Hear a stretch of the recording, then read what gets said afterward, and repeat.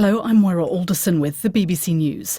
Hamas says the deputy head of its political bureau, Saleh al-Aruri, and two leaders of the group's armed wing have been killed in an Israeli attack in the Lebanese capital, Beirut. Lebanese media reports say the blast killed 3 other people. Israel has neither confirmed nor denied involvement. But at a news briefing, a spokesperson for the Israeli Defense Forces, Daniel Hagari, said Israel remained focused on fighting Hamas. The IDF is in a very high state of readiness in all areas, in defense and attack. We are in high readiness for any scenario. The most important thing to say is that we're focused and remain focused on fighting against Hamas. In Gaza, our forces continue to fight, with an emphasis on the Khan Yunis area, operating above and below the ground, killing terrorists and continuing to destroy the terrorist infrastructure.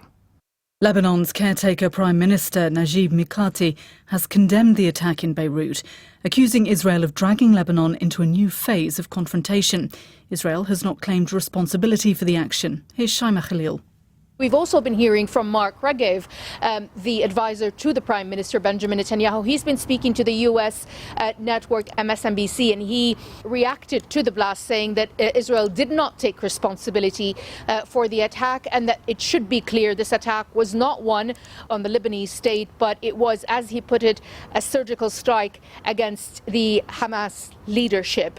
We did reach out to the IDF, who said they would not comment on reports from foreign media. 2 of the world's biggest shipping firms have announced that they'll continue to avoid sailing through the Red Sea, following further Houthi rebel attacks from Yemen. Maersk has said it will avoid the Red Sea indefinitely. Hapag-Lloyd said its vessels will use the much longer alternative route around southern Africa until at least the 9th of January. The president of Harvard University has announced her resignation after facing criticism over her handling of anti-Semitism on campus and of her academic work. From Washington, here's our reporter, Will Vernon. When she was appointed in July last year, Claudine Gay became the first black person to hold the prestigious post of Harvard president. But in December, Dr. Gay and other university leaders appeared before the US Congress to discuss anti-Semitism on campus following a number of attacks on Jewish students. Dr. Gay provoked a backlash after she failed to say whether calling for the genocide of Jews would violate Harvard's code of conduct, saying it depended on the context. She later apologized for her remarks, but calls for her resignation continued. In her statement, Claudine Gay said the decision to resign was taken in the best interests of Harvard. Will Vernon reporting, BBC News. Japanese officials are investigating what communications took place between a passenger plane and flight control at a Tokyo airport before a collision with a transport plane on the runway. 5 Japanese Coast Guard crew on the transport aircraft were killed in the collision at Haneda Airport. Nearly 380 passengers and crew of the Japan Airlines plane were evacuated before it was engulfed in flames. These passengers described how events unfolded. I could only see the fire in the engine. After we calmly got off the plane and went to a place far from the aircraft, I saw that the fire had spread in only about 10-15 minutes. I can only say it was a miracle. We could have died if we didn't evacuate at that point. 12 people have been charged in Sierra Leone over their alleged role in what the authorities described as a coup attempt last November.